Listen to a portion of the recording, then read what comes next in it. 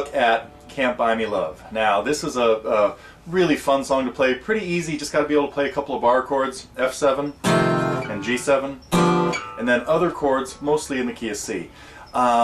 This, of course, came out in 1964 and was included in the Beatles movie A Hard Day's Night, and had a pretty kind of cool little distinct guitar solo in it too that George right out of a pentatonic blues scale, and we'll talk about that as well. But what I want to talk about first is just the chords and a little bit of the strumming. The strumming is really simple. You could either do what John did, just keeping a steady rock pattern.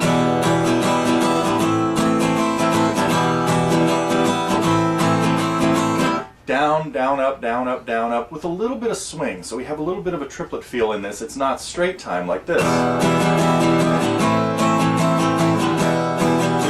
We get da da da da da da da, swing time or swing feel. And George's guitar usually just, it was a little bit louder and didn't hit everything. A lot of times you would hear him just do this.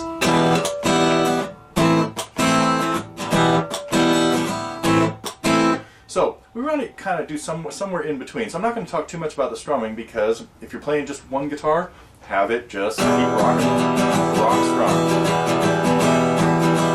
Anyway, in the next segment, this is going to be a pretty short lesson because there's not a lot of fancy stuff going on here. Although I might talk about what I just played there. I'm trying to work the melody in a little bit too. I'll try to remember to get to that as we get to the end of the lesson.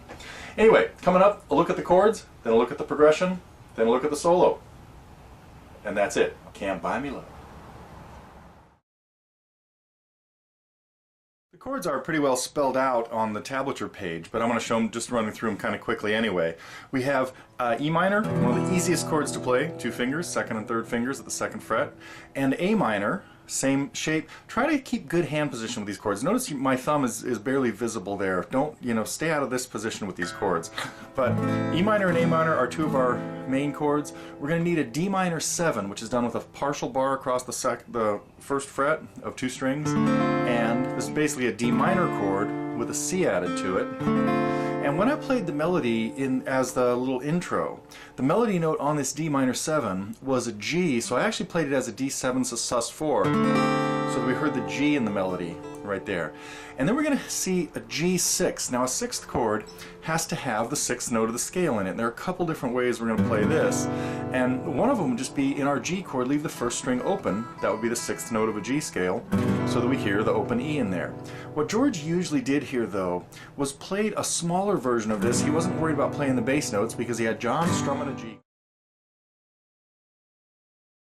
Can't Buy Me Love is a great example of simplicity on one hand, but just elegance on the other. It is so cool the way they put these chords together. Used an almost standard 12-bar blues progression for the meat of the song, but opened it up with this bouncing around with minor chords. And so what we have is an introduction. Of course, it opens up with the vocal part.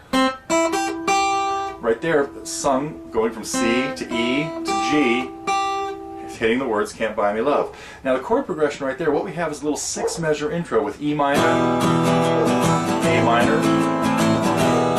and again to D minor 7, to the G6, leaving the top string open, and then we head into the verse that is really just a 12-bar blues progression.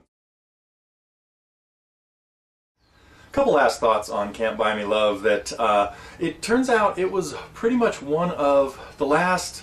Well, there were a couple more later, but this was really the tail end of the Beatles, or Paul and John, working together as a team to create songs. This one really had a real kind of 50-50 feel to it, whereas after this they pretty much went off on their own and would come back with a big idea that would get tweaked by the other one. So it's had all kinds of interesting things in it, as far as they also didn't think it was a very important song to it wasn't a big deal. They weren't too impressed with the song until George Martin suggested to them, hey, this song would be a lot better if you start with the kicker, start with the chorus. Don't just kick, because otherwise it's just a 12-bar blues. Now they have other ones of these that aren't too bad. On a kind of little weird sideline, this is a song I've frequently used as an example of why I how I got into fingerpicking guitar. So this is, I'm going to save this for another lesson, but this is a song that I would sometimes tell the story of, well, I liked playing songs people knew, but I didn't like singing. And so if they'd say, well, hey, can you play Can't Buy Me Love? I'd say, sure. I'd say it goes like this. And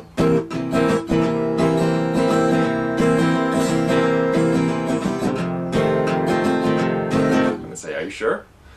So I had to figure out a way to do something like this. And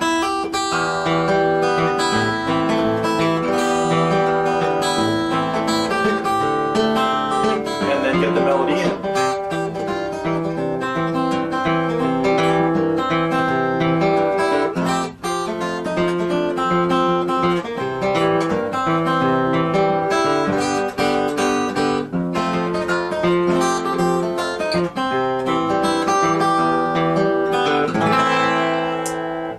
Anyway, that was one of the songs that really meant a lot to me and had a lot to do with me putting out an album many years ago of fingerpicking versions of Beatles tunes.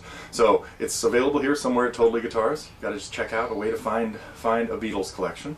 And I think that's it. All I wanted to ramble on about Can't Buy Me Love. Just one of my favorite songs of theirs, and some of it is the simplicity, and some of it is also the beauty of the melody.